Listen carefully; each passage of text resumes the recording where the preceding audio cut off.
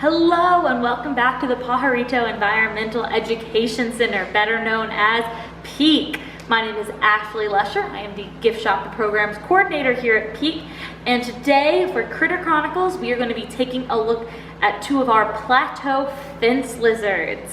Here is our plateau fence lizard exhibit, and we have two of these guys in here. Here we have Flash. And farther in, back in the back, you can see Picket.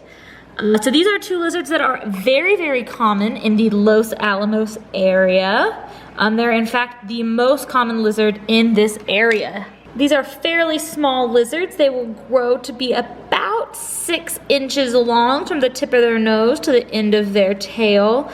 And they are often this gray color, gray, brown, with some splotches. The males have a beautiful, beautiful bright blue splotchiness underneath their bodies.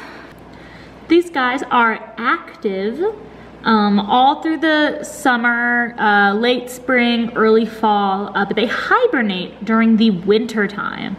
So you'll often see them in the spring kind of emerging, and they'll be very, very common all throughout the summer. I know I have a few living near my apartment right now. The fence lizard is a very adaptable creature.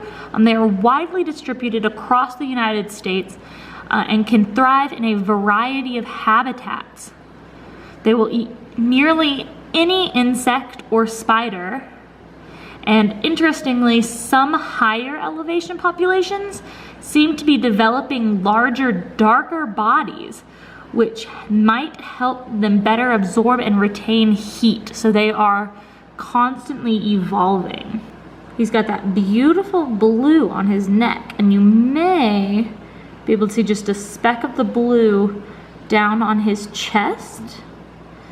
And this blue helps indicate that they are males, and they actually use it to defend their territory. They will stand on rocks and kind of do push-ups towards other males to show off that beautiful blue color and kind of warn the other males to leave their territory alone. I actually was on a hike with some kids earlier today, and we got to see those push-ups, and it's really, really fun to watch. If you ever get to see a plateau fence lizard doing push-ups, I recommend stopping and watching because it is quite the image.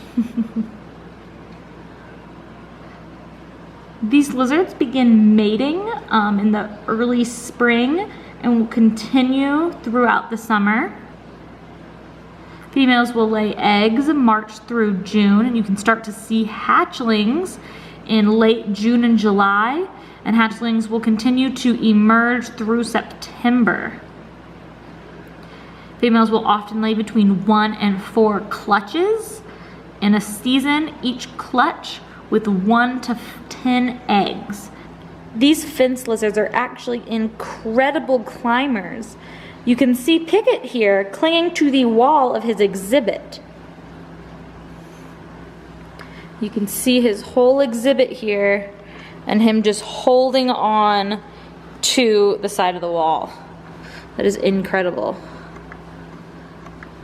These guys will cling to rocks and canyon walls like this and be able to escape predators this way. These guys are actually such great climbers, I have even found Flash dangling from the roof of his exhibit before. The scales of the fence lizard is what we call keeled, and that's what makes it look like they have spikes to them. Their scales have ridges directly in the center, which gives them this spiky texture. And you can see that texture goes all the way down their bodies. You can see the color of his back really well from this angle. He's got this kind of dark gray and brown with these really dark black or dark gray stripes going down his side. The older these guys get, the more dull these dark spots will look. Some of the oldest lizards in this species end up looking solid gray. Their coloration really helps them blend into their surroundings, as you can see from this angle here. And this helps them stay safe from predators.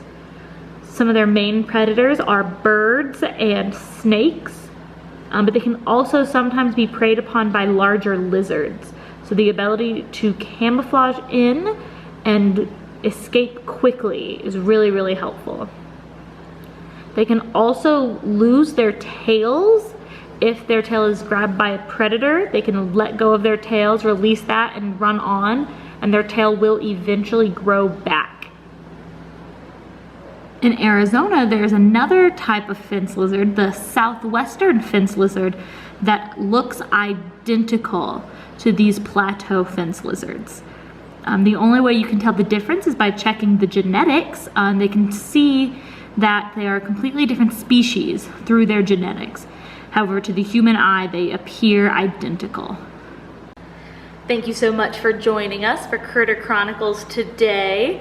If you have any questions over the plateau fence lizard, please leave a comment below. And if you enjoyed this video, make sure to like and subscribe to our YouTube channel. The more likes and subscriptions we get, the more videos like this we get to make. If you have any other questions on other critters or have any requests for future Critter Chronicle videos, make sure to submit some comments so we can get to those as soon as we can. Otherwise, thank you for joining us and have a great week.